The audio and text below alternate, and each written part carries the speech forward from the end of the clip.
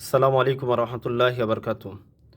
যারা মাযহাব মানে কিংবা মাযহাবকে ভালোবাসে, মাযহাব প্রীতি কিংবা মাযহাবকে ভালোবাসা, মাযহাবের প্রতি পক্ষপাতিত্ব করা কিংবা মাযহাবের প্রতি অন্ধভক্তি, ইমামদের প্রতি অন্ধভক্তির হওয়ার কারণে যারা রাসূল মুহাম্মদ সাল্লাল্লাহু আলাইহি সাল্লামের সুন্নাহকে বাস্তব জীবনে আমল করার ক্ষেত্রে বিভিন্ন ধরনের খরা যুক্তি কিংবা বিভিন্ন ধরনের তাকলিদ ইমামদের বক্তব্যকে উপস্থাপন করে, তাদের জন্য একটি হাদিস আলোকবর্তিকা হিসেবে উপস্থাপন করা প্রয়োজন মনে করছি এবং এই হাদিসটি আমাদের চিন্তার জগৎকে প্রসারিত করবে এবং সুন্নাহ তথা রাসূল মুহাম্মদ সাল্লাল্লাহু আলাইহি সাল্লামের হাদিসকে ভালোবাসা এবং রাসূলের হাদিসের প্রতি বাস্তবায়ন করা, আমল করার ক্ষেত্রে আমাদের একটি মাইলফলক দৃষ্টান্ত এবং আমাদের ইমানি জাজবাকে শক্তিশালী করবে।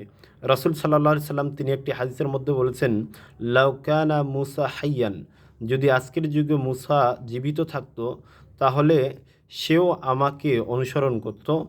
যদি তোমরা তার আনুগত্য করো তাহলে তোমরা তা সঠিক পথ থেকে সিরাতুল মুস্তাকিম তথা জান্নাতের পথ থেকে পথশ্রুত হয়ে যাবে, পথবিচ্যুত হয়ে যাবে, ফলে তোমাদের জন্য জাহান্নাম অবধারিত হয়ে যাবে। এই হাদিসটি সুনানে দারিমির মধ্যে হাদিসটি উল্লেখ রয়েছে। তারপরে মুসনাদে আহমদের মধ্যে হাদিসটি এসেছে। অন্য বর্ণনায় এসেছে যে লাউকানা মুসা হাইয়ান লামা ওয়াসিআহু ইল্লা ইত্তিবাই, যদি আজকের যুগে মুসা জীবিত থাকতো তাহলে সেও আমার আনুগত্য করতে বাধ্য হতো।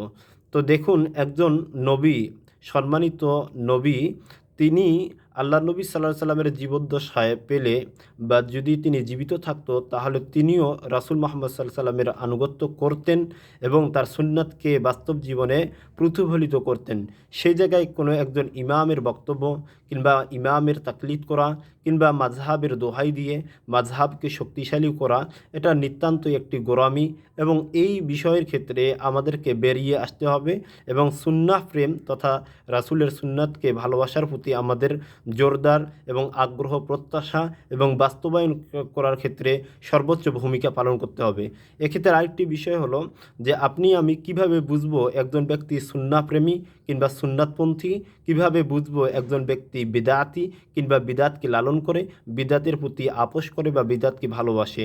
এক্ষেত্রে ওয়াকিহ বিন জারহ রহিমাহুল্লাহ, বিখ্যাত পণ্ডিত, তার একটি বক্তব্য হলো, তিনি বলছেন যে মান তলাবাল হাদিস কামা যা, যেমনভাবে হাদিসে এসেছে সেরকমই যদি কেউ তালাশ করে, অনুসন্ধান করে এবং তেমনটাই যদি কামনা করে, তাহলে বুঝে রাখবেন যে ফাহুয়া সাহিবু সুন্নাহ, সে সুন্নাহ প্রেমী, সে সুন্নাতকে ভালোবাসে, রাসূলের হাদিসকে ভালোবাসে।